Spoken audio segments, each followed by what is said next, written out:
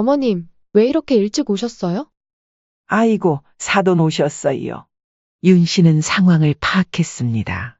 자신이 집을 비운 사이 며느리는 친정어머니를 초대했고 자신에게는 아무 말도 하지 않았던 모양입니다.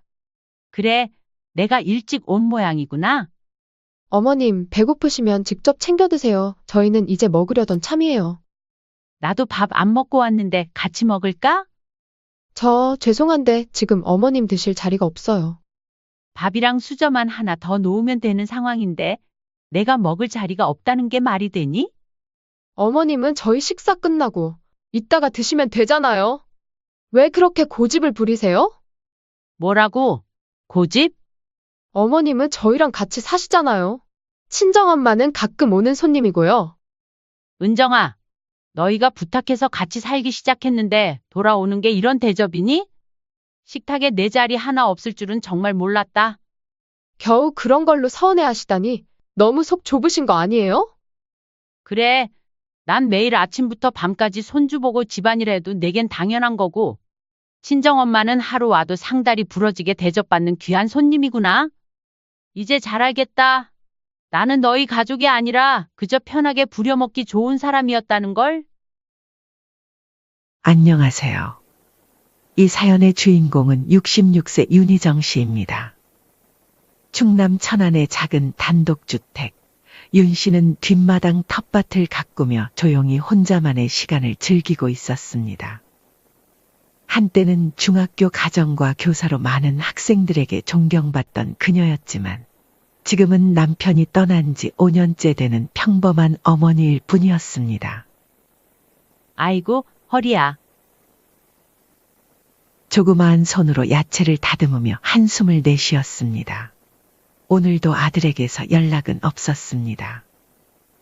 남편이 병으로 세상을 떠난 후 당연히 아들이 자주 찾아와 어머니를 살펴볼 줄 알았습니다. 하지만 현실은 달랐습니다. 수도권 외곽에서 중소회사에서 일하는 아들은 바쁘다는 핑계로 명절에나 형식적인 전화 한 통을 걸어올 뿐이었습니다. 이제 와서 뭘 바라겠어? 그녀는 아들 내외에게 바라는 것이 별로 없었습니다. 그저 가끔 안부 전화라도 해주면 좋겠다고 생각했지만 며느리는 시댁과 거리를 두는 스타일이었습니다. 전화기가 울렸습니다. 화면에 며느리라는 이름이 떴습니다. 어머니, 안녕하세요. 아, 그래. 은정아, 무슨 일이니? 실은 회사에 복직하려고 하는데요. 아시잖아요. 육아휴직도 끝났고 이제 수혁이도 좀 컸으니까요. 그렇구나. 그래, 복직하는 건 좋은 일이지. 근데요, 시터 구하기가 너무 어려워요. 요새 시급이 올라서 애 봐주시는 분들 구하기가 너무 어렵더라고요. 게다가 수혁이가 낯선 사람을 무서워해서. 어머님, 잠시만 도와주실 수 없을까요? 딱 1년만이라도요. 제가 회사에 적응하고 수혁이도 어린이집에 다닐 때까지만요. 윤 씨는 잠시 생각에 잠겼습니다. 사실 그녀는 자신의 일상을 포기하고 서울로 올라가 손주를 돌보는 일에 큰 부담을 느꼈습니다. 하지만 동시에 손주 수혁이의 얼굴이 떠올랐습니다. 좀 생각해 볼게. 윤 씨가 조금 냉담하게 대답하자 며느리의 목소리가 다급해졌습니다. 어머님, 정말 다른 방법이 없어서 부탁드리는 거예요. 얼마 지나지 않아 이번엔 아들에게서 전화가 왔습니다. 엄마, 은정이 얘기 들었지? 우리가 정말 곤란해서 그래. 제발 이번 한 번만 도와줘. 엄마가 아니면 정말 방법이 없어. 윤 씨는 아들의 말에 한숨을 내쉬었습니다. 알았어. 올라갈게. 단 1년만이야. 그 이상은 안 돼. 윤 씨는 자신의 결심이 옳은지 의문이 들었지만 그래도 손주 수혁이를 생각하니 마음이 흔들렸습니다. 게다가 솔직히 말하면 아들 가족과 함께하는 시간을 그리워했습니다. 천안에서 서울로 가는 기차 안에서 그녀는 창밖을 바라보며 생각했습니다. 괜찮을 거야. 어차피 잠깐일 뿐이니까. 아들의 집은 수도권 외곽의 아파트 단지였습니다. 현관문이 열리자 손주 수혁이가 달려와 안겼습니다.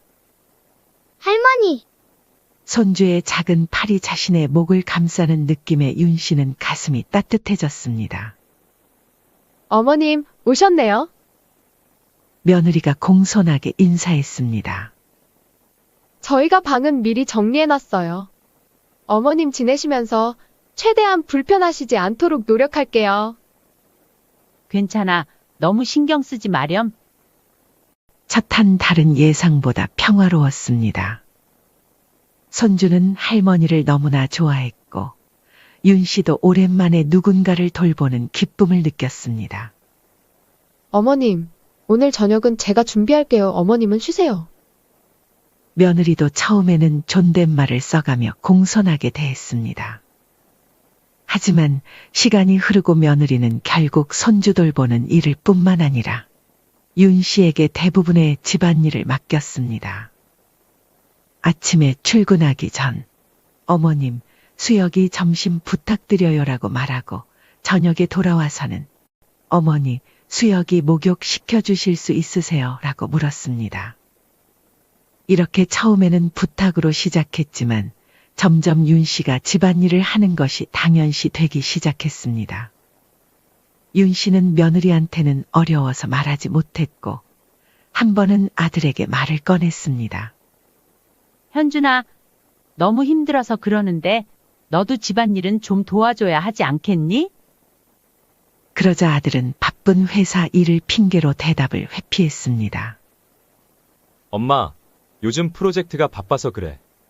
이것만 끝나면 내가 더 도울게. 엄마 미안해. 하지만 아들한테 바쁘지 않은 날은 없었습니다. 심지어 일이 없는 주말엔 아들은 회사 스트레스가 심하다며 늦잠까지 자곤 했죠. 윤 씨는 손주의 아침 준비부터 어린이집 데려다 주기, 장보기, 청소, 빨래, 저녁 준비까지 하루 일과가 끝나면 온몸이 쑤셨습니다. 윤 씨는 자신이 이 집의 가정부가 되어가는 느낌을 받았지만 손주를 위해 참기로 했습니다. 합가 생활이 석 달쯤 지나자 윤 씨는 서서히 이 가정에서 자신의 위치를 깨닫기 시작했습니다. 자신이 손주를 돌보고 집안일을 하는 것이 당연시되는 분위기. 그리고 점차 드러나는 며느리의 시댁과 친정에 대한 이중적인 태도를 보며 윤 씨는 점점 더 서운함을 느꼈습니다. 어느 날 윤 씨는 거실에서 책을 읽고 있다가 며느리가 무언가를 정성스럽게 포장하는 모습을 보게 되었습니다. 호기심에 다가가 보니 고급 건강보조식품과 상품권이 들어 있었습니다. 어머, 이게 다 누구 거니? 윤 씨가 물었습니다. 며느리는 살짝 놀란 듯 하다가 곧 미소를 지었습니다. 아, 이거요? 저희 어머니 생신 선물이에요. 다음 주가 엄마 생신이라서요. 그렇구나. 안 사두니 좋아하시겠네. 윤 씨는 담담하게 대답했지만 가슴 한켠이 묘하게 아려왔습니다. 문득 지난 5월 자신의 생일이 떠올랐습니다. 생일 축하는커녕 평소와 다름없는 하루였습니다. 그날 생각을 하자 다시 마음이 쓰라렸습니다. 친정에는 매년 이렇게 챙기는데 시댁은 왜 그냥 전화 한 통이면 끝이었을까? 윤 씨는 혼자 중얼거리며 쓴웃음을 지었습니다. 그렇게 윤 씨의 마음 한구석에는 서운함이 쌓여갔습니다. 추석이 다가오자 윤 씨는 며느리가 친정 부모님을 위한 선물을 더 준비하는 모습을 보았습니다. 이번에는 과일 바구니, 한우 세트까지 모두 친정 부모님을 위한 선물이었습니다. 며느리의 말이 이어졌습니다. 아, 이건 저희 부모님 댁에 택배로 보낼 거예요. 엄마가 건강이 안 좋으셔서 특별히 좋은 거 보내려고요. 윤 씨는 말없이 고개를 끄덕였습니다. 사실 윤 씨도 건강이 좋지 않았습니다. 허리도 아프고 관절염도 있었지만 자신의 아픔을 내색하고 싶지 않았습니다. 윤 씨는 자신의 방으로 돌아와 달력을 바라보았습니다. 그리고 문득 작년 추석이 떠올랐죠. 추석날 윤 씨는 아침부터 일어나 명절 음식을 준비했습니다. 아들과 며느리를 위해 특별히 송편도 빚고 잡채와 전도 정성껏 만들었습니다. 하지만 아들과 며느리는 시댁에 잠깐 들리고 선물 없이 명절 인사만 간단히 건넸던 기억이 났습니다. 윤 씨는 그제야 자신이 얼마나 소외되어 왔는지 깨달았습니다. 며느리는 친정만 중요하게 생각하고 시댁은 뒷전으로 여겼던 것입니다. 그리고 아들은 그런 아내의 태도를 당연하게 받아들이고 있었습니다. 어느 날 윤 씨는 아들에게 솔직한 마음을 털어놓기로 했습니다. 현준아, 엄마가 할 말이 있어. 네, 엄마, 무슨 일이세요? 은정이가 친정 부모님은 잘 챙기는데 왜 시어머니는 소홀히 하는지 모르겠어? 물론 며느리한테 친정은 특별하지. 하지만 시댁도 가족인데. 아들의 표정이 굳어졌습니다. 엄마, 은정이도 나름대로 최선을 다하고 있어요. 회사 일도 바쁘고 그리고 엄마는 지금 우리 집에 와 계시잖아요. 매일 얼굴 보는데 뭘 더 바라세요? 윤 씨는 아들의 반응에 말문이 막혔습니다. 아들은 아내의 입장만 생각할 뿐 어머니의 마음은 헤아리지 못했습니다. 그녀는 더 말하지 않고 방으로 돌아갔습니다. 그날 밤 윤 씨는 오랜만에 눈물을 흘렸습니다. 며칠 후 윤 씨의 생일이 다가왔습니다. 그녀는 작은 기대를 품었습니다. 그래도 이번 생일은 조금 다르지 않을까? 같이 살면서 손주도 봐주고 있는데. 그러나 생일날 아침 아들과 며느리는 평소처럼 바쁘게 출근했고 윤 씨는 혼자 손주를 돌봤습니다. 늦은 저녁이 되어서야 아들과 며느리가 귀가했고 며느리는 퇴근길에 배달 음식을 주문했다며 전화를 걸어왔습니다. 어머님, 저희 일이 늦게 끝나서 밖에서 따로 먹고 왔어요. 어머님 드실 식사는 제가 시켜놨으니까 그거 드시면 돼요. 배달 음식이 도착했을 때 윤 씨는 가슴이 아팠습니다. 이것이 그녀의 생일상 전부였습니다. 결정적인 사건은 윤 씨가 천안에 사는 오랜 친구와 약속이 있어 하루 외출했을 때 일어났습니다. 그날 아침 윤 씨는 며느리에게 오늘 친구 만나러 천안에 다녀올게라고 말했고 며느리는 별다른 반응 없이 네라고 대답했습니다. 윤 씨는 아침 일찍 집을 나서 천안으로 향했습니다. 오랜만에 고향 친구들을 만나 차를 마시며 담소를 나누었고 오랜만에 자유로운 시간에 마음이 한결 가벼워졌습니다. 그리고 저녁 6시쯤 서울로 돌아왔습니다. 아들의 아파트 현관문을 열자 예상치 못한 광경이 펼쳐졌습니다. 거실 식탁에는 풍성한 음식이 차려져 있었고 낯선 중년 여성이 앉아 있었습니다. 그 중년 여성은 며느리의 친정어머니였습니다. 어머님, 왜 이렇게 일찍 오셨어요?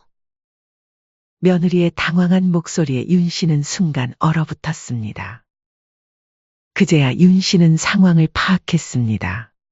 자신이 집을 비운 사이 며느리는 친정어머니를 초대했고 자신에게는 아무 말도 하지 않았던 것입니다. 윤 씨는 천천히 식탁을 바라보았습니다. 정성스럽게 차려진 상에는 비싼 회와 갈비, 각종 반찬들이 놓여 있었습니다. 아들과 손주 그리고 며느리의 친정어머니 자리에는 정갈한 수저와 그릇이 놓여 있었지만 그곳에 윤 씨의 자리는 없었습니다. 며느리의 친정어머니는 살짝 당황한 듯했지만 금방 미소를 지으며 아이고, 사돈 오셨어요. 라고 인사했습니다. 하지만 윤 씨의 눈에는 그 미소조차 거슬렸습니다. 그 옆에서 아들은 눈을 피하며 윤 씨의 눈치만 보고 있었죠. 윤 씨는 허탈한 웃음을 지었습니다. 그래, 내가 일찍 온 모양이구나. 며느리가 어색하게 웃으며 말했습니다. 어머님, 배고프시면 직접 챙겨 드세요. 저희는 이제 먹으려던 참이에요. 나도 밥 안 먹고 왔는데 같이 먹을까? 며느리는 곤란한 표정을 지으며 머뭇거렸습니다. 저 죄송한데 지금 어머님 드실 자리가 없어요. 밥이랑 수저만 하나 더 놓으면 되는 상황인데 내가 먹을 자리가 없다는 게 말이 되니? 윤 씨의 목소리가 떨렸고 며느리는 한숨을 쉬며 말했습니다. 어머님은 저희 식사 끝나고 이따가 드시면 되잖아요. 왜 그렇게 고집을 부리세요? 뭐라고? 고집? 며느리는 억울하다는 듯 맞받았습니다. 어머님은 저희랑 같이 사시잖아요. 친정엄마는 가끔 오는 손님이고요. 나는 손주 돌보고 집안일 다 해가면 너희 도우려 온 거다. 너희가 부탁해서 같이 살기 시작했는데 돌아오는 게 이런 대접이니? 식탁에 앉을 자리 하나 없을 줄은 정말 몰랐다. 겨우 그런 걸로 서운해하시다니 너무 속 좁으신 거 아니에요? 그 말을 들은 윤 씨는 그동안 참아왔던 감정이 폭발했습니다. 그래, 난 매일 아침부터 밤까지 손주 보고 집안일 해도 내겐 그냥 식모고 친정엄마는 하루 와도 상다리 부러지게 대접받는 귀한 손님이구나. 식사 자리에 내 자리는 없다는 말을 들으니 알겠더라. 나는 너희 가족이 아니라 그저 편하게 부려먹기 좋은 사람이었다는 걸. 이젠 됐다. 더는 못 참아. 가족 모두가 얼어붙었습니다. 아들은 어쩔 줄 몰라 했고 친정어머니는 고개를 숙였습니다. 윤 씨는 더 이상 참을 수 없다는 생각이 들었습니다. 그녀는 조용히 자신의 방으로 들어가 문을 닫았습니다. 문 밖에서는 어색한 침묵만이 흐르고 있었습니다. 윤 씨는 침대에 앉아 떨리는 손으로 얼굴을 감쌌습니다. 그동안 참아왔던 눈물이 한꺼번에 쏟아졌습니다. 이제 이렇게는 못 살겠어. 윤 씨는 눈물을 닦으며 결심했습니다. 더 이상 이 집에서 머물 수 없었습니다. 짐을 꾸릴 시간도 없었지만 당장 필요한 물건들만 가방에 넣었습니다. 그리고 밤이 깊어 모두가 잠든 시간, 윤 씨는 조용히 집을 나서고 택시를 타고 터미널로 향하는 동안 윤 씨의 마음은 무거웠습니다. 아무런 말도 남기지 않고 떠나는 것이 옳은지 고민했지만 설명을 해도 아들과 며느리가 이해할 것 같지 않았습니다. 특히 아들은 항상 아내의 편만 들었으니까요. 천안으로 가는 막차 버스에 올라타면서 윤 씨는 창밖을 바라보았습니다. 서울의 불빛이 점점 멀어지는 것을 보며 그녀는 한숨을 내쉬었습니다. 다음 날 아침 아들에게서 전화가 왔습니다. 목소리에는 걱정과 당혹감이 섞여 있었습니다. 엄마, 어디 계세요? 갑자기 어디로 가신 거예요? 천안 집에 돌아왔다. 왜 말씀도 없이 그러셨어요?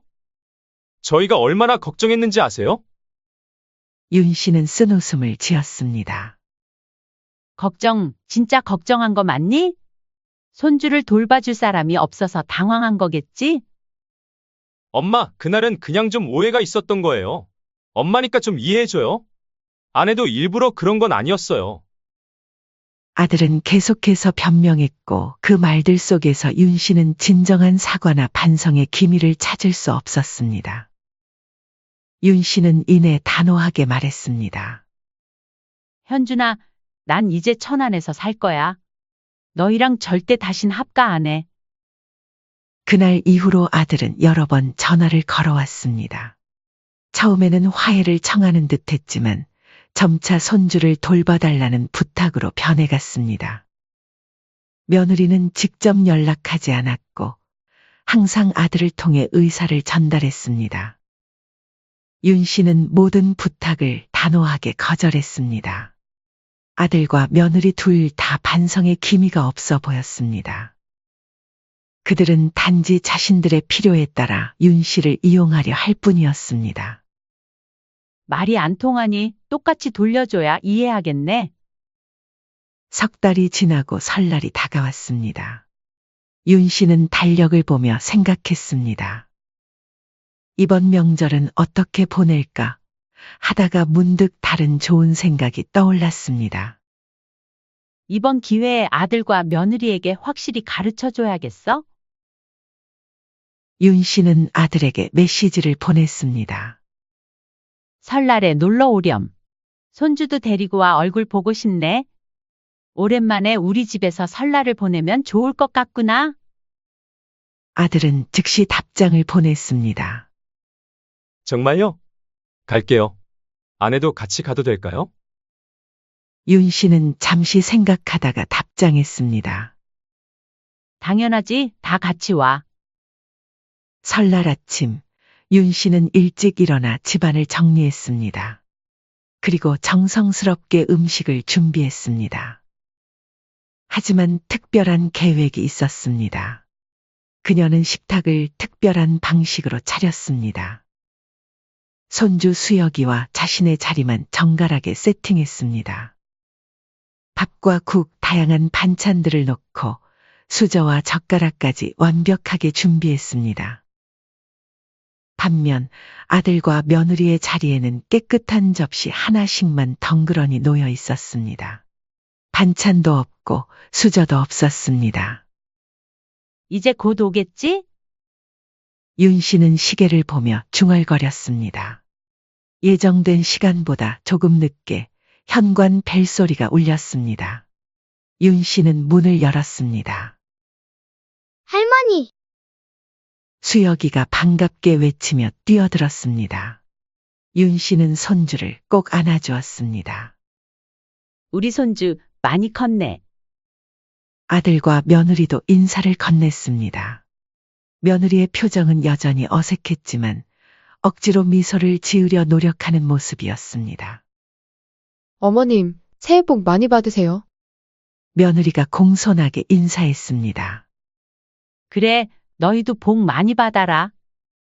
윤 씨는 담담하게 대답했습니다. 그리고 윤 씨는 아들네를 거실로 안내했습니다. 식탁이 보이자 아들과 며느리의 표정이 새하얗게 변했습니다. 얼굴엔 당황스러움과 의아함이 역력했죠. 엄마, 이게 뭐예요? 아들이 조심스럽게 물었습니다. 윤 씨는 천연덕스럽게 대답했습니다. 마침 식사 시간이잖니. 그래서 한상 차려놨어. 며느리가 식탁을 바라보다가 당황한 표정으로 물었습니다. 어머님, 저희 밥은 안 차리셨어요?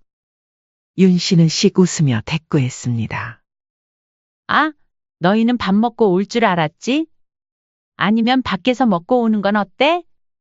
너희가 알아서 챙겨 먹어. 순간 식탁에 침묵이 흘렀습니다.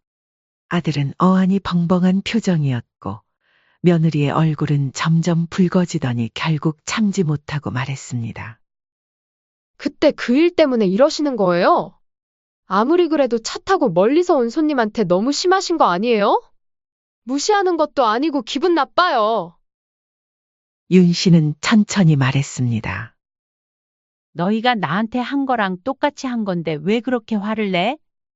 우리 며느리 속이 좀 좁은가 보구나? 이 말은 그날 식사 자리에서 며느리가 윤 씨에게 했던 말 그대로였습니다. 윤 씨의 말에 며느리는 순간 할 말을 잃고 고개를 숙였습니다. 아들은 난처한 표정으로 옆에 서 있을 뿐이었죠. 윤 씨는 손주의 밥을 떠주며 부드럽게 말했습니다. 수여가 할머니가 한 거야. 와서 먹자. 손주는 상황을 이해하지 못한 채 즐겁게 밥을 먹기 시작했습니다. 윤 씨도 함께 먹으며 아들과 며느리를 무시했습니다. 며느리는 점점 더 불편해 보였습니다. 마침내 그녀가 말했습니다. 어머님, 저희도 좀 주시면 안 될까요? 배고파요. 윤 씨는 천천히 수저를 내려놓고 진지한 표정으로 말했습니다. 오늘 너희 기분이 그날 내 기분이야. 그때 내가 얼마나 서러웠는지 알아? 가족끼리 배려하는 건 한쪽만 하는 게 아니라 서로 하는 거야. 나 혼자 희생한다고 가족 되는 거 아니더라. 아들은 머뭇거리다가 말했습니다. 엄마, 그날은 오해도 있었잖아. 너무 감정적으로 그러는 거 아니야? 아무리 그래도 엄마가 이래도 되냐고. 너는 늘 그렇게 며느리 편만 들더구나. 누가 봐도 그날 은정이가 잘못한 거잖아. 너희는 말로 해도 못 알아들으니 이렇게라도 해야 알겠구나 싶었어. 윤 씨는 자리에서 일어나 부엌으로 향했습니다. 그리고 잠시 후 2개의 그릇과 수저를 가져와 아들과 며느리 앞에 놓았습니다. 이제 알았으면 같이 먹자. 오늘 하루 내 마음을 조금이라도 이해했길 바란다. 하지만 며느리는 여전히 분이 풀리지 않았는지 씩씩거리며 말했습니다. 진짜 어이없어요. 이럴 거면 초대는 왜 하신 건데요? 아들은 난처한 표정으로 며느리를 진정시키려 했지만 상황은 이미 엉망이 되어버렸습니다. 며느리의 태도에 윤 씨 역시 더 이상 말하지 않고 자리에서 일어나 안방으로 들어가 버렸습니다. 그렇게 아들과 며느리는 결국 식사도 제대로 하지 못한 채 천안을 떠날 수밖에 없었습니다. 그날 이후 윤 씨와 아들 가족 사이에는 일종의 냉전이 시작되었습니다. 며느리는 윤 씨에게 전혀 연락하지 않았고 손주와의 통화도 점점 줄어들었습니다. 하지만 윤 씨는 전혀 문제 없었습니다. 이제 자신만의 생활에 집중하기 시작했죠. 오랜만에 취미 생활도 다시 시작하고 동네 친구들과 더 많은 시간을 보냈습니다. 텃밭 가꾸기와 복지관 프로그램 참여로 일상은 차츰 활기를 되찾았습니다. 그전에는 자식에게 집착하는 모습을 보였고 외로움을 느꼈지만 이번 일을 통해 가까이 있다고 외로움이 사라지는 게 아니었음을 깨달았습니다. 이제 나이를 먹었으니 외로움을 이겨내는 방법을 택했습니다. 조금 더 자신만을 위한 활동을 하며 활기를 되찾기로 했죠. 새로운 인생 이막이라는 생각으로 하루하루를 보냈습니다. 몇 달이 지난 어느 날 예상치 못한 전화가 걸려왔습니다. 바로 오랜만에 며느리의 전화였습니다. 며느리의 목소리는 지쳐 있었고 눈치를 보며 말했습니다. 어머님, 그동안 잘 지내셨어요? 그래, 오랜만이구나. 무슨 일이니? 저희가 둘째가 생겼는데요. 혹시 이번에도 좀 도와주실 수 있을까요? 윤 씨는 며느리의 전화를 받고 잠시 눈을 질끈 감았습니다. 그 일을 겪고도 다시 부탁이라니. 하지만 이번에는 전혀 다른 감정이 들었습니다. 더 이상의 분노도 배신감도 없었습니다. 그저 담담한 뿐이었죠. 둘째 축하한다. 근데 나 이번엔 못 도와줘. 너희가 알아서 해. 전화 너머로 며느리의 당황한 목소리가 들렸습니다. 어머님, 제발요. 갑자기 둘째가 생겨서 지금 걱정이 이만저만이 아니에요. 첫째도 있고 회사도 계속 다녀야 하는데 진짜 너무 힘들어요. 윤 씨는 침착하게 대답했습니다. 그럼 둘이 맞벌이 그만두든가? 나한테 기댈 생각 마라. 이제 나도 나를 먼저 챙겨야겠어? 며느리는 계속 사정했지만 윤 씨는 딱 잘라 거절했습니다. 얼마 후 아들에게서도 전화가 왔습니다. 목소리에는 절박함이 묻어났습니다. 엄마, 우리 상황 뻔히 다 아시잖아요. 애가 둘이라 돈을 더 들 텐데 외벌이로는 힘들어요. 현준아, 지금 이 상황에서도 너희 사정만 운운하면서 부탁하잖니. 나는 이제 더는 못해. 너희 둘이 직접 겪어보면 내가 어떤 마음이었는지 알게 될 거야. 아들의 목소리가 떨렸습니다. 엄마, 그래도 엄마 손주인데. 손주는 내가 아니라 너희가 책임져야지. 이런 일로 더 이상 전화하지 말아줘. 전화를 끊고 윤 씨는 마음이 무겁기는커녕 오히려 가벼웠습니다. 무엇보다 자신을 위한 결정을 했다는 것이 가장 마음에 들었죠. 그 사이 서울에서는 아들 부부가 진짜 고생을 시작했습니다. 둘째를 낳은 뒤 며느리는 산후조리도 제대로 하지 못한 채 하루 종일 수역과 신생아를 번갈아 돌봤습니다. 밤에는 둘째가 울고 낮에는 첫째가 때를 쓰는 통에 정신을 차릴 틈이 없었습니다. 며느리의 몸은 점점 망가졌고 감정도 곤두섰습니다. 얼굴은 헬쑥해지고 다크서클은 짙어졌습니다. 아들 역시 야근이 잦고 육아 분담은커녕 늦은 밤 퇴근 후 힘들다는 말만 반복했습니다. 주말이 와도 휴식은 없었습니다. 집안일은 밀려 있고 냉장고는 비어 있었습니다. 젖병을 삼다 울음소리가 들리고 밥을 먹다 둘째가 토하고 설거지를 하다 첫째는 또 울기 시작했습니다. 어느 날 밤 며느리는 아기를 재우다 문득 깨달았습니다. 이 모든 일들을 윤 씨가 혼자서 해냈다는 것을. 게다가 자신은 윤 씨에게 고마움을 표현하기는커녕 당연하게 여겼었다는 것을 말이죠. 며느리는 남편에게 말했습니다. 이걸 어머님은 혼자 다 했다고? 둘은 문득 그동안 자신들이 윤 씨에게 한 행동들을 떠올렸습니다. 명절에 윤 씨의 집에서 있었던 일도 아들과 며느리는 이해하지 못하고 어머니에게 손님한테 너무 한 거 아니냐고 했지만 자신들이 했던 행동, 그 냉담했던 말투와 눈빛, 무시와 소외감을 그대로 돌려준 것이었습니다. 그제서야 두 사람은 윤 씨의 말과 행동 하나하나가 어떤 의미였는지 뼈저리게 느끼게 되었습니다. 그리고 단순한 분풀이가 아닌 어머니의 가르침이었다는 것도 뒤늦게 이해하게 되었죠. 우리가 정말 잘못했네. 어머니가 얼마나 서운하셨을지 알 것 같아. 아들이 깊은 한숨을 내쉬었습니다. 이제 와서 깨달아도 소용없을 거야. 며느리의 눈에서는 눈물이 흘렀습니다. 몇 개월이 더 지나고 가을이 깊어갈 무렵 아들 부부는 결심을 했습니다. 아이들을 데리고 천안 어머니 집을 찾아가기로 한 것입니다. 이번에는 진심으로 사과하기 위해서였습니다.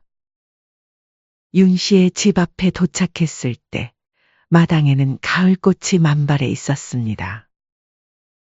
윤 씨는 마당에서 꽃을 가꾸고 있다가 그들을 발견하고 놀란 듯 했습니다. 왔구나, 들어와라. 밥상에 앉자 아들이 조심스럽게 말을 꺼냈습니다. 엄마, 지난 일은 정말 우리가 잘못했어요. 이제 어머니의 깊은 뜻을 알겠어요. 너무 죄송해요. 며느리도 고개를 숙이며 말했습니다. 어머님, 저도 진짜 후회해요. 우리 가족 다시 같이 잘 살 수는 없을까요? 다시 한번 기회를 주세요. 윤 씨는 잠시 그들을 바라보다가 고개를 저었습니다. 그래, 너희 맘은 알겠어? 근데 이제 나도 더는 너희한테 기대 안 해. 같이 사는 건 말도 꺼내지 마. 아들의 표정이 실망으로 가득 찼습니다. 엄마, 너무 단호하세요. 그래, 단호해야지. 내가 그동안 얼마나 바보 같았는데? 정말 나에게 미안하다면 이젠 너희는 너희끼리 잘 살아봐. 그 이후로 아들 부부는 명절이면 어김없이 천안을 찾아왔습니다. 예전과는 다르게 항상 정성껏 선물을 준비해왔고 윤 씨를 대하는 태도도 공손하고 조심스러웠습니다. 오면 반갑고 가면 더 고마워. 그게 윤 씨의 철칙이 되었습니다. 윤 씨는 예전처럼 아들과 며느리에게 휘둘리지 않았고 손주를 위해 자신을 희생하면서까지 지원하지 않았습니다. 아들 부부도 이제는 무리한 부탁을 하지 않고 최소한의 예의를 갖춰 다가왔습니다. 이 관계 딱 이 정도면 충분했습니다. 봄이 되면 윤 씨의 마당은 꽃으로 가득 찼습니다. 그녀는 이제 복지관에서 요가를 배우고 동네 친구들과 합창단 활동도 시작했습니다. 매주 목요일에는 봉사활동도 나갔습니다. 저녁이면 마당에서 차를 마시며 하루를 정리했습니다. 휴대폰 속 손주 사진을 보며 웃기도 하고 살짝 눈시울이 붉어질 때도 있었습니다. 하지만 그럴 때마다 혼잣말로 다짐했습니다. 그래도 잘한 거야? 세월이 흐른 뒤 한 가지 분명해진 것이 있었습니다.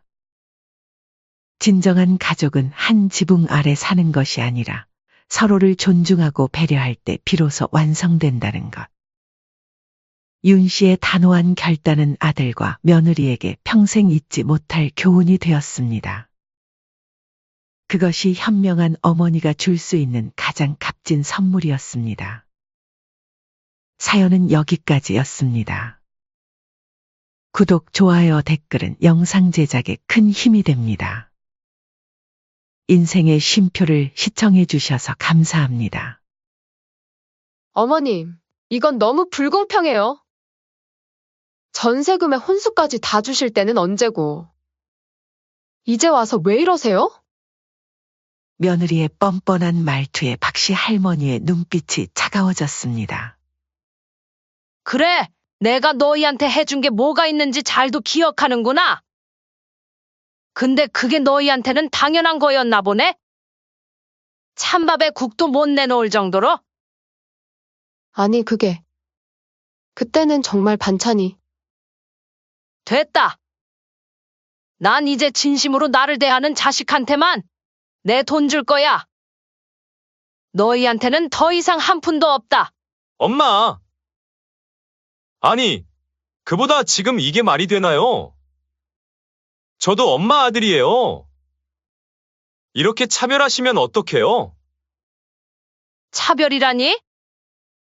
너희가 날 어떻게 대했는지 똑똑히 기억하고 있을 텐데. 어머님, 너무 억울해요. 저희도 나름대로 효도하려고 했는데. 효도? 그래, 너희가 생각하는 효도가 뭔지 이제 알겠다. 돈 달라고 할 때만 전화하고 찾아와서는 찬밥도 제대로 못 차려주는 게 효도였구나. 아니면 고기 구워 먹으려고 날 쫓아내던 게 효도였니? 순간 아들 부부의 얼굴이 하얗게 변했습니다. 그들은 더 이상 변명할 말을 찾지 못했습니다. 아, 알았어요. 엄마가 그렇게 나오신다면 우리도 이제 엄마랑 연 끊고 살겠습니다. 아들이 자리를 박차고 일어섰습니다. 안녕하세요. 사연의 주인공은 68세의 박정리 할머니이십니다. 박씨 할머니는 6년 전 남편과 사별했습니다. 남편은 마지막 순간에 여보, 우리 자식들 앞으로도 잘 부탁해요. 라는 말을 남기고 세상을 떠났습니다. 박씨 할머니와 남편은 30년 넘게 시장에서 반찬 가게를 운영했습니다. 매일 새벽부터 밤늦게까지 일하면서 3억 원을 모았습니다. 이 돈은 단순한 저축이 아니었습니다. 두 부부가 자식들의 미래를 위해 한평생 모은 소중한 돈이었습니다. 찬바람이 불어오는 새벽이면 함께 김치를 담그고 더운 여름날에도 쉬지 않고 반찬을 만들었습니다. 그렇게 하루하루 쌓아온 부부의 땀과 정성이 고스란히 담긴 돈이었습니다. 하지만 남편이 떠난 후 두 자녀의 모습은 너무나 달랐습니다. 아들은 끊임없이 돈을 요구했고 그때마다 박씨 할머니의 마음은 무거워졌습니다. 결혼 준비부터 새집 마련까지 크고 작은 일들에서 어머니의 도움을 받았습니다. 그리고 그런 도움은 늘 당연한 것처럼 여겼습니다. 엄마, 이번에 제가 알아본 사업이 있는데 투자금이 필요해요. 이거 한 번만 도와주시면 정말 크게 성공할 수 있을 것 같아요. 아들, 그래도 사업이란 게 위험할 수도 있지 않니? 에이, 엄마는 너무 걱정하시네요. 제가 다 알아보고 하는 거예요. 이번에만 도와주세요. 성공하면 꼭 효도하겠습니다. 그래. 엄마가 한 번 더 도와줄게. 박씨 할머니는 아들의 부탁을 거절하지 못했습니다. 아들은 어머니가 힘겹게 모아놓은 돈으로 결혼할 때 작은 집과 혼수를 마련해 준 것도 자연스럽게 받아들였습니다. 하지만 이후에도 아들은 어머니의 희생을 당연한 것처럼 여기며 더 많은 지원을 바라는 모습을 보였습니다. 어머니가 모은 돈은 아들 자신을 위해 쓰여야 한다는 생각이 머릿속에 깊이 자리 잡혀 있었고, 어머니의 사랑을 경제적인 지원으로만 생각했습니다. 반면 딸은 어머니의 지원을 한사코 거절하며 자립심을 보였습니다. 엄마, 이 돈 그냥 가지고 계세요. 전 이제 직장도 다니고 돈도 벌 수 있어요. 그래도 내가 결혼할 때 엄마가 뭐라도 해주고 싶은데. 그동안 절 키워주신 것만으로도 충분해요. 이제는 엄마가 좋은 옷도 입고 맛있는 것도 드시면서 편하게 사세요. 그게 제가 바라는 거예요. 딸의 이러한 태도는 박씨 할머니에게 큰 위로가 되었습니다. 한 달에 한 번은 꼭 찾아와 반찬을 해주고 집안 청소도 도와주었습니다. 명절이면 가장 먼저 와서 어머니의 안부를 살폈고 때로는 작은 선물을 사들고 오기도 했습니다. 박씨 할머니는 딸을 자랑스러워하며 딸이 독립적인 삶을 꾸려나가는 모습을 기특하게 바라봤습니다. 하지만 박씨 할머니의 아들과 며느리는 시간이 지나면서 점점 그녀를 무시하기 시작했습니다. 어머님, 주말에는 오지 마세요. 저희도 좀 쉬고 싶어서요. 아, 그래. 알았다. 그리고 어머님, 저희 집에 오실 때는 제발 미리 연락 좀 주세요. 갑자기 오시면 저희가 당황스러워서요. 박씨 할머니는 아들과 며느리가 직장과 생활로 바빠서 자신에게 소홀해진 것이라며 이해하려 했지만 아들 며느리의 냉랭한 태도에 마음이 무거워졌습니다. 특히 며느리는 박씨 할머니가 집에 오는 것을 귀찮아하는 듯한 태도를 자주 보였습니다. 전화도 점점 뜸해졌고 찾아가도 반갑게 맞아주지 않았습니다. 박씨 할머니는 자식들의 진심을 확인하고 싶었지만 그럴 때마다 괜스레 자신이 과도하게 민감한 것이 아닐까 자책하기도 했습니다. 내가 너무 예민한가? 아들이랑 며느리는 바빠서 그런 거겠지. 내가 자꾸 찾아가서 귀찮게 해서 그래. 박씨 할머니는 아들의 얼굴이 보고 싶어 아들 집을 방문하기로 결심했습니다.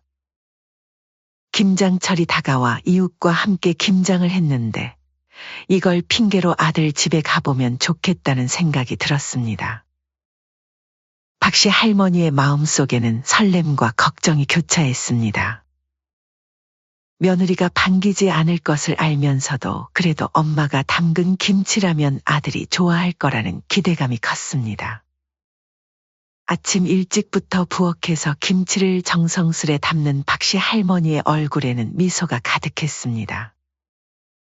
아들이 어렸을 때부터 김치를 특히 좋아했던 기억이 떠올랐습니다. 밥상에 앉을 때마다 엄마 김치가 최고야라고 말하던 아들의 모습이 눈앞에 선했습니다. 우리 아들이 엄마가 담근 김치를 제일 좋아했었는데. 박씨 할머니는 정성스레 김치를 큰 통에 담았습니다. 아들 내외의 마음을 조금이라도 풀 수 있을까 하는 마음에 평소 아들이 좋아하던 과일과 간식거리도 함께 챙겼습니다.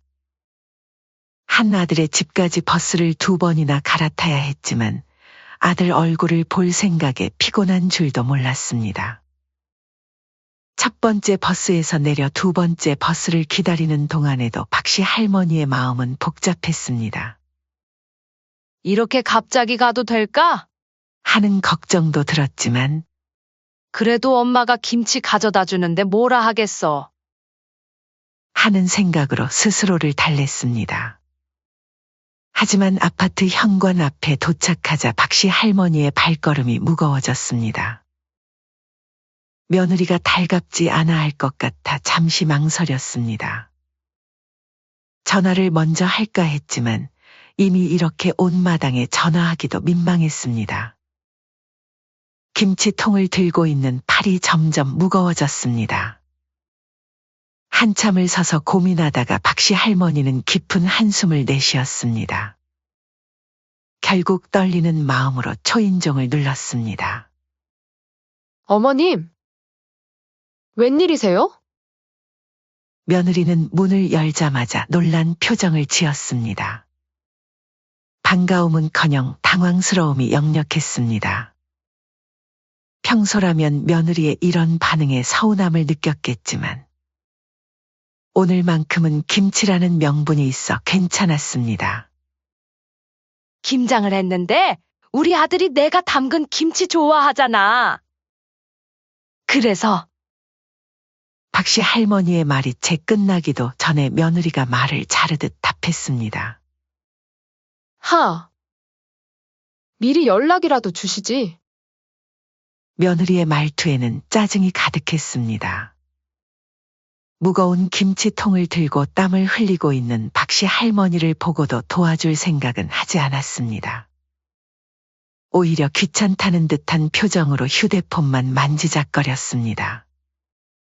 어머님, 갑자기 오시니까 드릴 것도 없네요. 며느리는 한숨을 쉬며 냉장고 문을 열었습니다. 하지만 냉장고는 음식들로 가득 차 있었고 박씨 할머니는 그걸 똑똑히 보았습니다. 하지만 굳이 며느리에게 싫은 소리를 하며 싸우고 싶지 않았기에 이를 모른 척했습니다. 밥이라도 좀 드실래요? 근데 반찬은 없어서. 그래, 밥이라도. 며느리는 마지못해 밥통에서 찬밥을 한 공기 덜어냈습니다. 말라 비틀어진 밥알들이 그릇 위에서 먼지처럼 흩어졌습니다.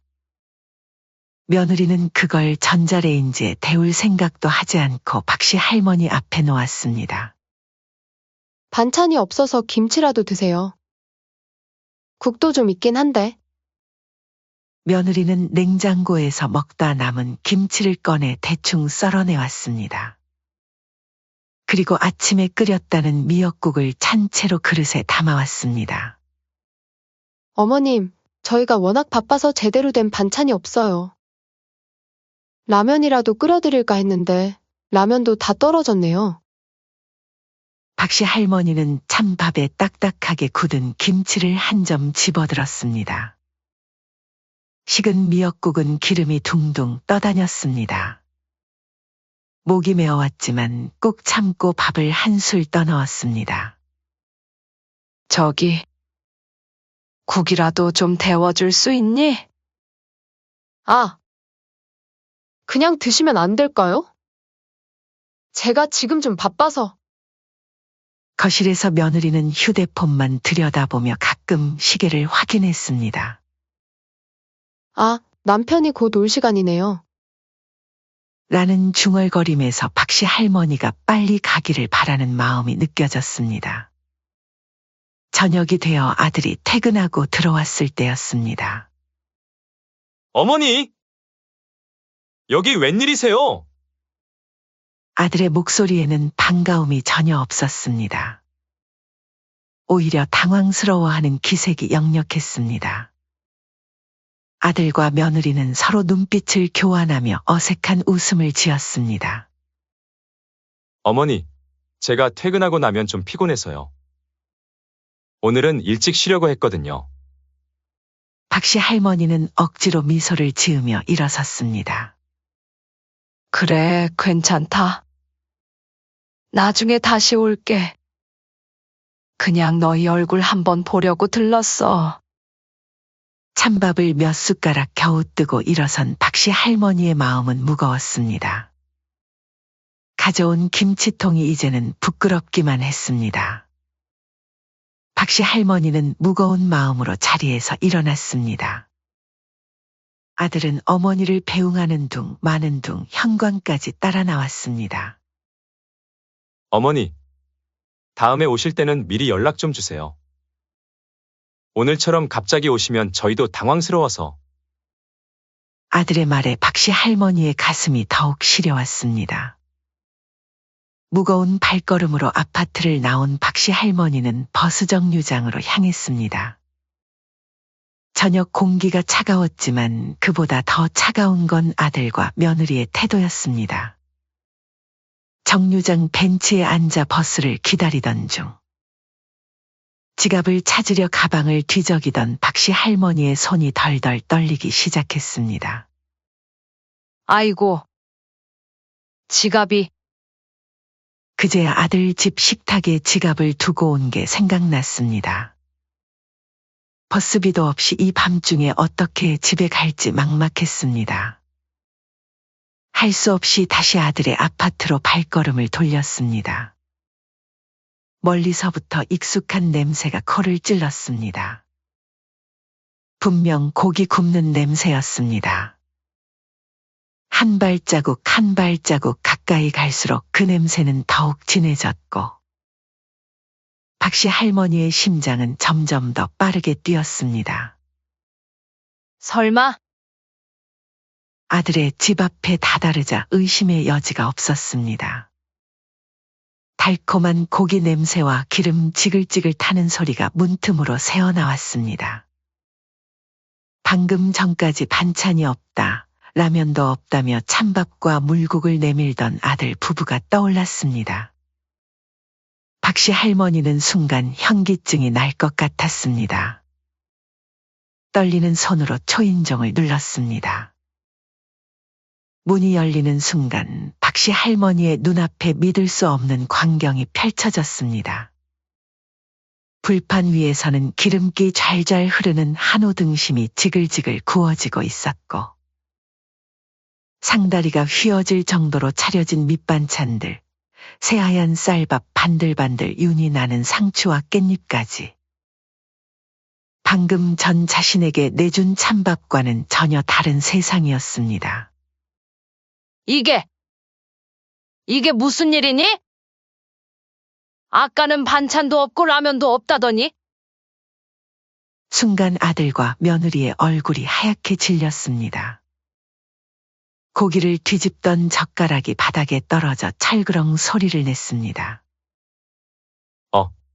어머니. 이거 그게.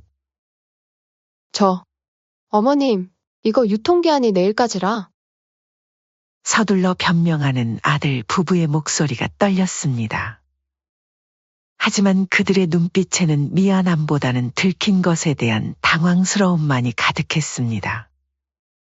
며느리는 어색한 미소를 지으며 변명했지만 그 목소리에는 박씨 할머니에 대한 죄책감이나 미안함은 찾아볼 수 없었습니다. 어머니, 같이 드시고 가실래요? 아들이 건성으로 말했습니다. 그 말에도 진심은 찾아볼 수 없었습니다. 마치 형식적인 인사처럼 어쩔 수 없이 하는 말 같았습니다. 맞아요, 어머님. 며느리가 비죽 웃으며 말을 이었습니다. 근데 어머님은 아까 저희가 드린 저녁 드셨으니까. 괜찮으시죠? 며느리의 얄미운 말투에 박씨 할머니의 손이 부들부들 떨렸습니다. 찬밥 몇 술로 때운 저녁이 갑자기 목구멍까지 치밀어 올랐습니다. 눈앞이 흐려지는 것 같았지만 이들 앞에서 눈물을 보일 수는 없었습니다. 지갑만 주면 돼. 어머니, 정말 안 드시고 가세요? 됐다. 난 먹을 거 없다며 찬밥도 못 다 먹고 나왔는데. 너희끼리 실컷 먹어라. 박씨 할머니는 지갑을 받아들고 휘청이는 발걸음으로 돌아섰습니다. 코끝에 맴도는 고기 냄새가 이제는 눈물 냄새처럼 느껴졌습니다. 현관문을 닫고 나오는 순간 안에서 들리는 아들 부부의 웃음소리가 박씨 할머니의 가슴을 칼로 베어내는 것 같았습니다. 그 웃음소리에는 방금 전에 당황스러움이나 어색함은 전혀 없었습니다. 마치 아무 일도 없었다는 듯이 자신을 내쫓고 다시 시작된 아들 부부만의 즐거운 저녁 식사였습니다. 집으로 돌아오는 버스 안에서 박씨 할머니는 창밖만 바라보았습니다.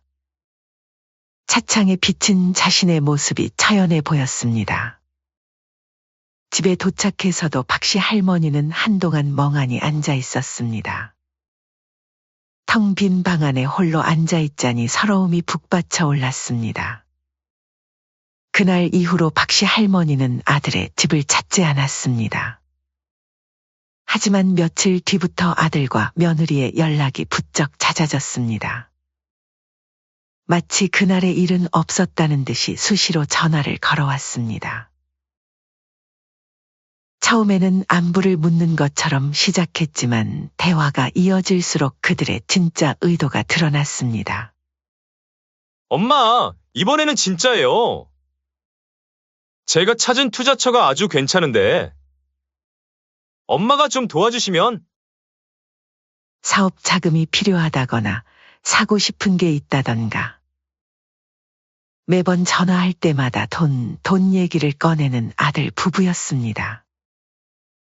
그제야 박씨 할머니는 모든 것을 깨달았습니다. 자신이 아들과 며느리에게 그저 돈줄에 불과했다는 것을. 그날의 찬밥과 한우 사건은 어쩌면 그동안 보지 못했던 진실을 알려준 것인지도 모릅니다.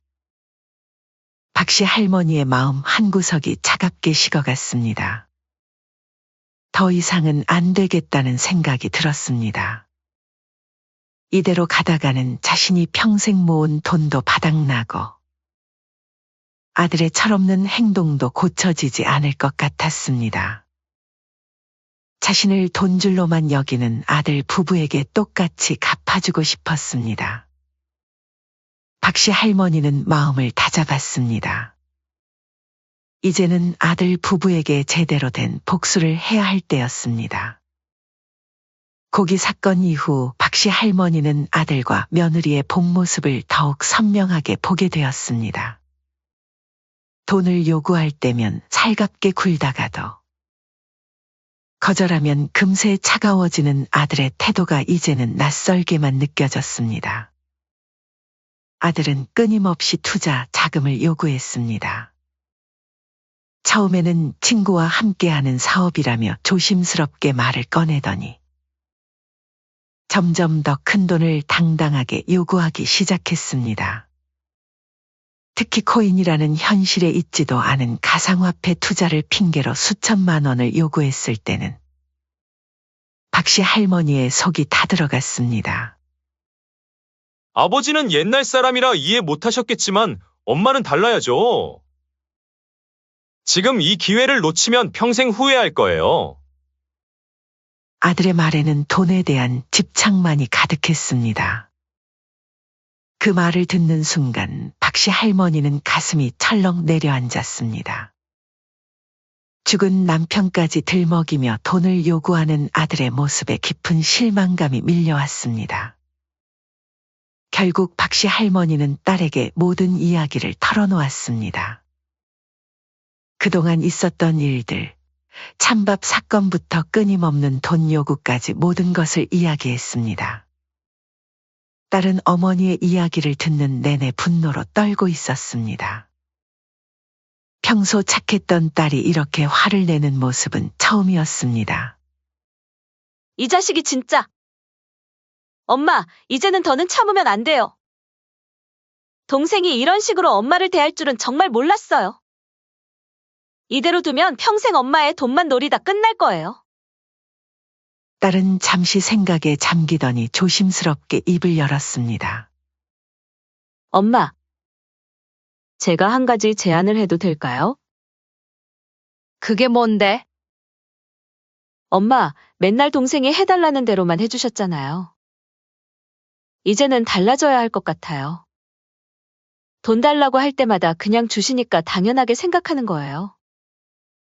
박씨 할머니는 딸의 말에 한숨을 쉬었습니다. 그래도 그게 도움이 될까? 네, 분명해요. 엄마가 전부 거절하셔야 해요. 그리고 제가 한 가지 더 생각해 둔 게 있어요. 딸의 눈빛이 단호해졌습니다.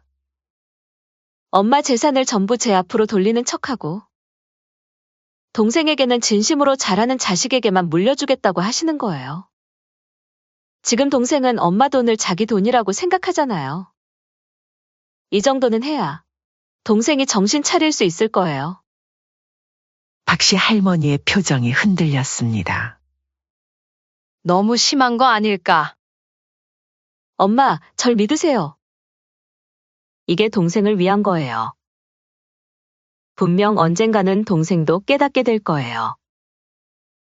딸의 진심 어린 말에 박씨 할머니는 천천히 고개를 끄덕였습니다. 이제는 정말 달라져야 할 때였습니다.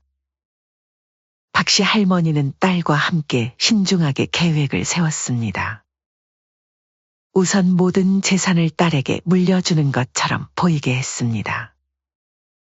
3억이라는 큰 돈이었지만 이제는 그 돈을 어떻게 써야 할지 분명해졌습니다. 일부러 딸의 집에 고급 가구들을 들여놓기 시작했습니다. 호텔 같은 분위기의 럭셔리한 소파와 대형 TV, 최신식 주방용품까지. 딸이 오히려 만류했지만 박씨 할머니는 단호했습니다. 거기에 명품 가방까지 사주면서 이웃들이 모두 알 수 있게 했습니다. 모든 것은 아들의 눈에 띄도록 하기 위해서였습니다. 예상대로 소문은 금방 아들의 귀에 들어갔습니다. 아들은 곧장 박씨 할머니를 찾아왔습니다. 엄마, 이게 무슨 소리예요? 누나한테 집안 살림 전부 백화점에서 비싼 걸로 바꿔주고 명품백까지 사주셨다면서요? 아들의 목소리는 떨리고 있었습니다. 며느리도 옆에서 초조한 듯 손톱을 물어뜯고 있었습니다. 박씨 할머니는 태연하게 대답했습니다. 그래, 네 누나가 나한테 잘하니까 해준 거야. 앞으로도 더 해줄 거고. 이 말을 들은 아들 부부의 얼굴이 새하얗게 변했습니다. 특히 며느리는 입술을 깨물며 안절부절 못했습니다. 그날 이후 아들과 며느리의 태도가 확연히 달라졌습니다. 갑자기 박씨 할머니를 찾아와 안부를 묻고 음식을 해온다며 살갑게 굴었습니다. 하지만 그들의 눈빛에는 여전히 돈에 대한 집착만이 가득했고 그들의 행동이 진심이 아님을 박씨 할머니는 한눈에 알 수 있었습니다. 눈에 띄게 초조해 보이는 아들과 며느리 모습에서 박씨 할머니는 자신들의 계획이 통하고 있음을 느꼈습니다. 아들과 며느리는 이제는 어머니의 재산이 딸에게 넘어갈까봐 더욱 조급해진 듯했습니다. 설상가상으로 아들은 급하게 가상화폐 투자 이야기를 꺼냈습니다. 하지만 이번에는 박씨 할머니의 대답은 평소와 달랐습니다. 미안하다. 이제 엄마는 네 누나한테 줄 돈밖에 없어. 네 누나는 나를 진심으로 잘 챙겨주니까? 이 말을 들은 아들 부부의 표정이 순식간에 일그러졌습니다. 며느리는 울상이 되어 항변했습니다. 어머님, 이건 너무 불공평해요. 동서는 필요 없다고 해서 안 받은 거잖아요? 저희는 어머님이 좋아서 해주신 거면서. 이제 와서 왜 이러세요? 전세금에 혼수까지 다 주실 때는 언제고. 며느리의 뻔뻔한 말투에 박씨 할머니의 눈빛이 차가워졌습니다. 그래, 내가 너희한테 해준 게 뭐가 있는지 잘도 기억하는구나. 근데 그게 너희한테는 당연한 거였나 보구나. 찬밥에 국도 못 내놓을 정도로? 박씨 할머니의 차가운 말에 며느리는 순간 얼어붙었습니다. 아니, 그때는 정말 반찬이. 됐다. 난 이제 진심으로 나를 대하는 자식한테만 내 돈 줄 거야. 돈이 아닌 진짜 효도가 뭔지 아는 자식한테? 박씨 할머니의 단호한 선언에 아들은 발끈하며 자리에서 벌떡 일어났습니다. 엄마!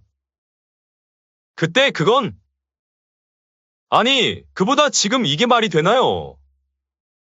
저도 엄마 아들이에요. 이렇게 차별하시면 어떡해요? 차별? 내가 언제 차별했니? 너희가 날 어떻게 대했는지 똑똑히 기억하고 있을 텐데.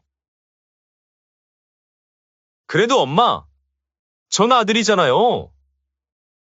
누나는 결혼할 때 한 푼도 안 받았으면서 저희가 뭐 조금 더 받았다고 이제 와서 그러시는 거예요? 아들이 결국 폭발하듯 소리를 질렀습니다. 며느리도 눈물을 글썽이며 거들었습니다. 어머님, 이제 와서 저희 보고 그러시면 너무 억울해요. 저희도 나름대로 효도하려고 했는데, 효도? 그래, 너희가 생각하는 효도가 뭔지 이제 알겠다.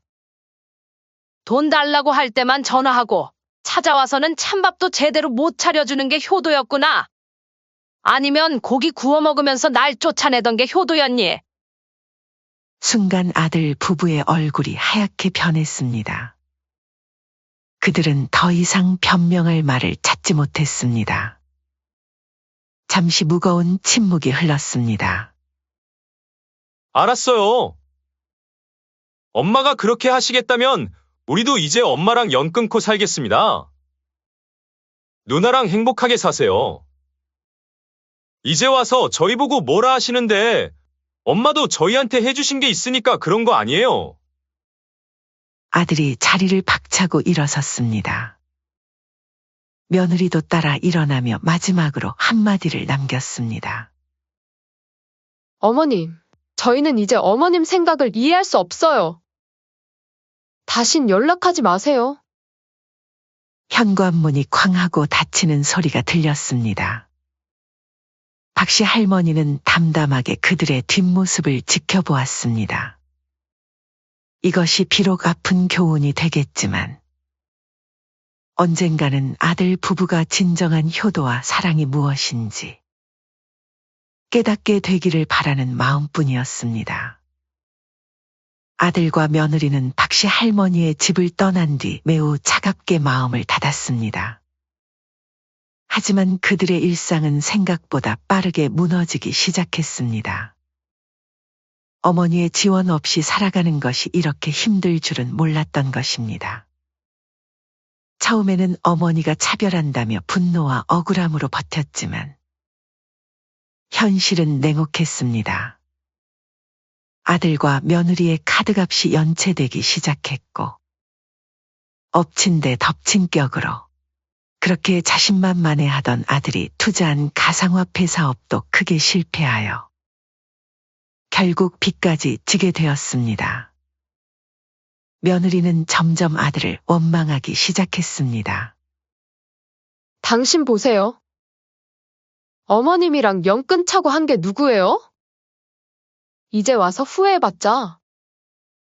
매일 밤 부부싸움이 이어졌습니다. 아들은 자존심 때문에 어머니께 도움을 청할 수도 없었고 친구들에게조차 이런 처지를 털어놓을 수 없었습니다. 밤마다 한숨만 쉬며 천장을 바라보는 날들이 계속되었습니다. 반면 박씨 할머니는 딸과 함께 평화로운 나날을 보내고 있었습니다.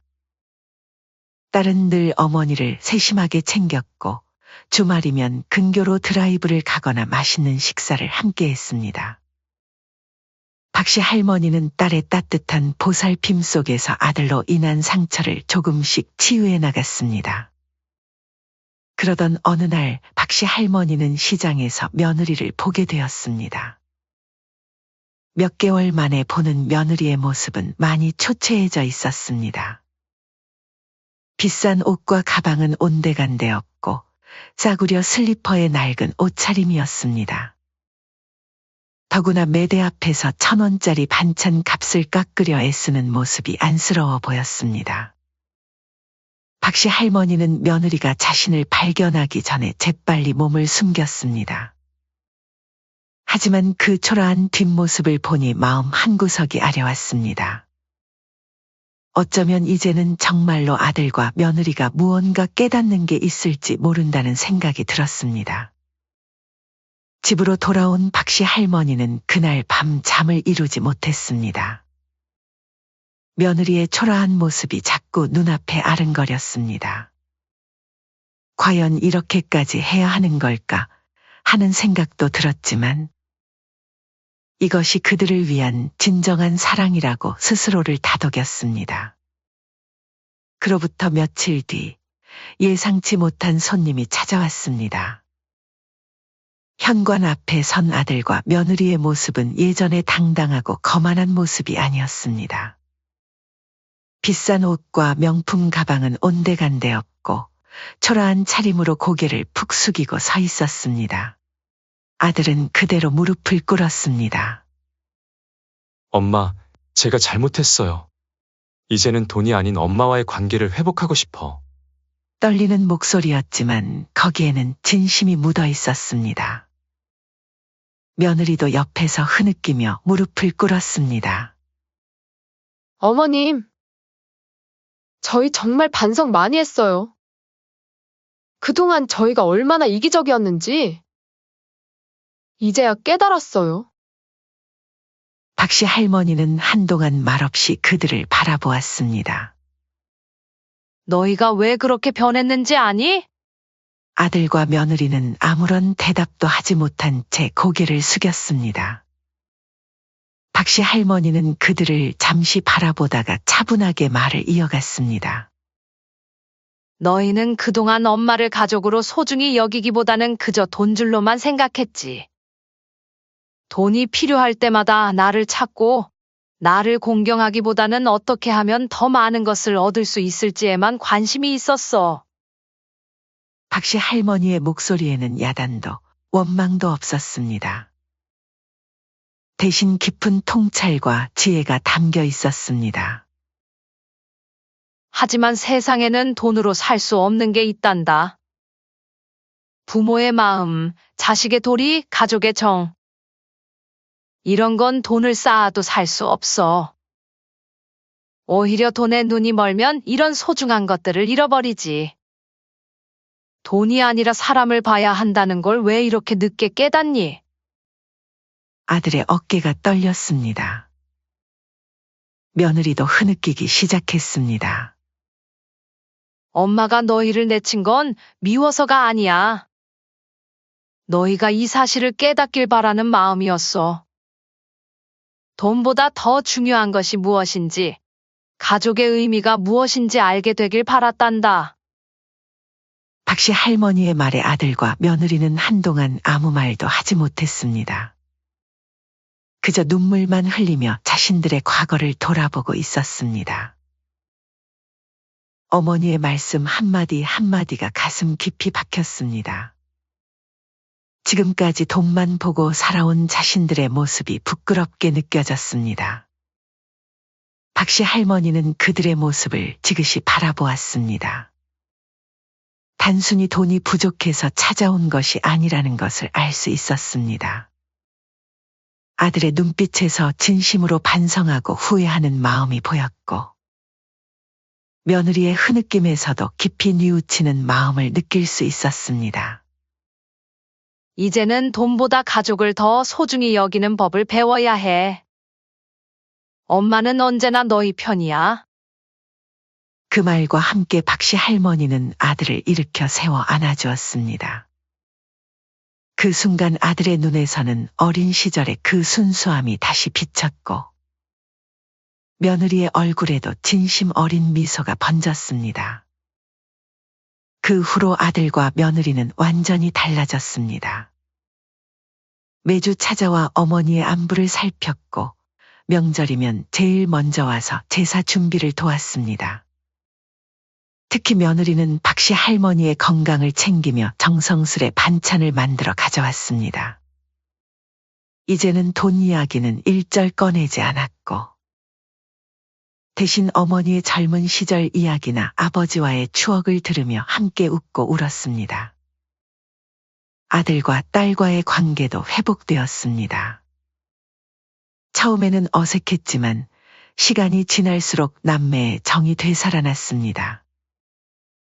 주말이면 온 가족이 모여 식사를 하고 딸과 며느리가 함께 부엌일을 하는 모습을 보며 박씨 할머니는 깊은 행복을 느꼈습니다. 하지만 이런 평화로운 나날 속에서도 박씨 할머니의 마음 한구석에는 새로운 고민이 자리 잡고 있었습니다. 이제 아들과 며느리에게 다시 경제적 지원을 해주어야 할지 말아야 할지가 늘 마음에 걸렸습니다. 아들과 며느리의 변화는 분명 진심 어린 것 같았습니다. 이제는 돈 얘기를 꺼내지도 않고 정성으로 어머니를 공경하는 모습이 역력했습니다. 하지만 박씨 할머니는 혹시라도 자신이 돈을 지원하기 시작하면 그들이 예전의 모습으로 돌아가지는 않을까 걱정되었습니다. 지금의 이 소중한 관계가 다시 돈 때문에 차가워질까 두려웠습니다. 여러분은 어떻게 생각하시나요? 제가 이제 아들과 며느리에게 다시 경제적 지원을 해줘도 할까요? 아니면 지금처럼 마음만 나누는 것이 더 나을까요? 이것이 단순한 돈 문제가 아닌 한 가족의 진정한 행복이 걸린 문제라는 것을 박씨 할머니는 잘 알고 있었습니다. 그래서 더욱 신중하게 고민하고 있습니다. 사연은 여기까지였습니다. 시청해 주셔서 감사합니다.